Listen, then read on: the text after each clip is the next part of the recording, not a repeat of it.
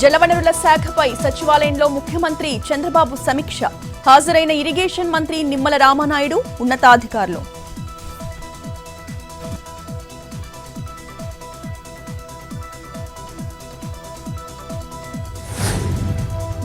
ఇందిరమ్మ ఇళ్ల పథకం కోసం బిల్డ్ నౌ యాప్ ప్రారంభించిన మంత్రి శ్రీధర్ బాబు.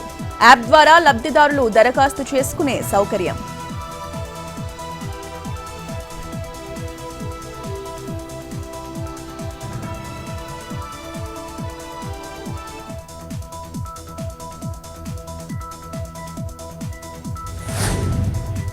కరీంనగర్ జిల్లా గంగాధర మండల కేంద్రంలో చొప్పదండి ఎమ్మెల్యే పర్యటన. భావోద్వేగానికి లోనే కంటతడి పెట్టిన మేడిపల్లి సత్యం.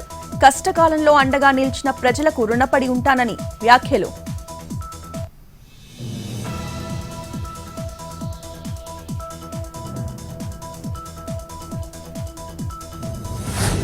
సికింద్రాబాద్ కంటోన్మెంట్ లో ప్రజాపాలన విజయోత్సవాలు. కాంగ్రెస్ ప్రభుత్వం ఇచ్చిన హామీలు నెరవేర్చలేదన్న కార్పొరేటర్ దీపిక.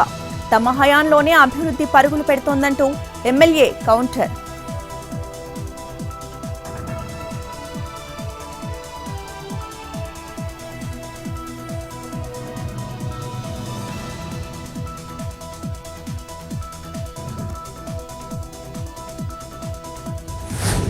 తిరుపతి జిల్లా రేణిగుంట సబ్ రిజిస్ట్రార్ కార్యాలయంలో తనిఖీలు. ఆఫీసులో అటెండర్లు, ప్రైవేట్ వ్యక్తులు ఆధిపత్యం ప్రదర్శిస్తున్నారనే ఆరోపణలు. అక్రమాలకు పాల్పడుతున్నారని అధికారులకు ఫిర్యాదులు. 2 రోజుల పాటు సోదాలు.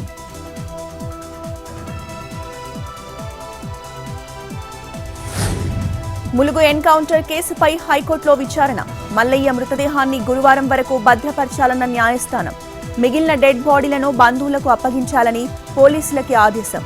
మావోయిస్టుల మృతదేహాలు స్వస్థలాలకి తరలింపు. అంబేద్కర్ కోనసీమ జిల్లా ఆలమూరులో దొంగల బీభత్సం. 3 లక్షల రూపాయలు, 6 కాసుల బంగారం చోరీ. నిందితులను అరెస్టు చేసిన పోలీసులు. చోరీ సొత్తు స్వాధీనం.